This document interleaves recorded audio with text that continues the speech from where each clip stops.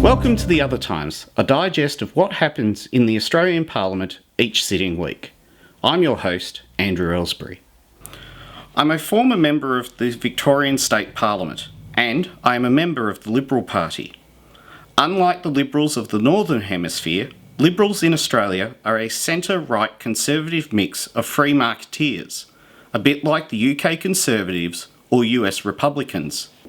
This being said, I aim for this vlog to be informative, avoiding to the best of my ability any specific political angle or agenda.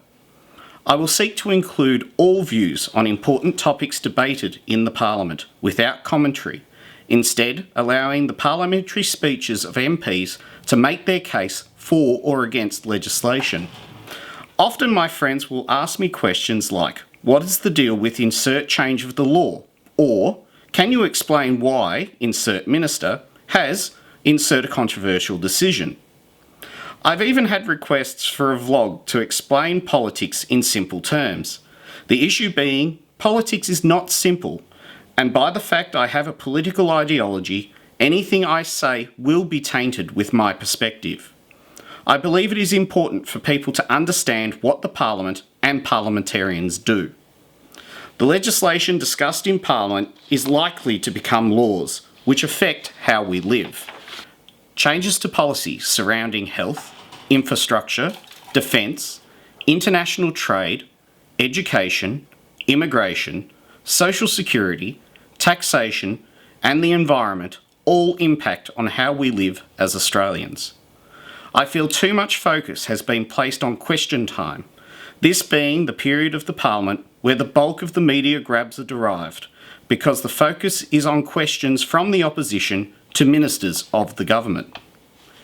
Question time is also televised on the Australian Broadcasting Corporation, meaning that there is a potential audience of politically minded supporters watching these proceedings and then hitting social media to bemoan their opponents and laud those of a similar view. It is this focus which makes question time an hour of madness, where normally decent and hard-working members of Parliament get white line fever and attempt to score political points on their opponents. Hey, I was guilty of this behaviour too. During question time, the government members ask predetermined questions designed to allow a minister of their government to highlight a policy success or program launch which makes their government look good, or opens the way for a previous government program to be discredited. Meanwhile, the opposition members have devised a series of questions aimed at bringing a minister unstuck in answering a question. 9 times out of 10, they already know the answer, but they either want the minister to fumble the answer, provide additional information, or admit to a failing in the government's agenda. This all leads to MPs shouting across the chamber to interrupt the minister speaking or person asking the question as a way of interrupting their thought process, pressuring them into making a mistake, or to have the interruption heard so it can be recorded in the Parliament Hansard. Hansard being the minutes of the meeting, so that they can have their view heard, although unconventionally.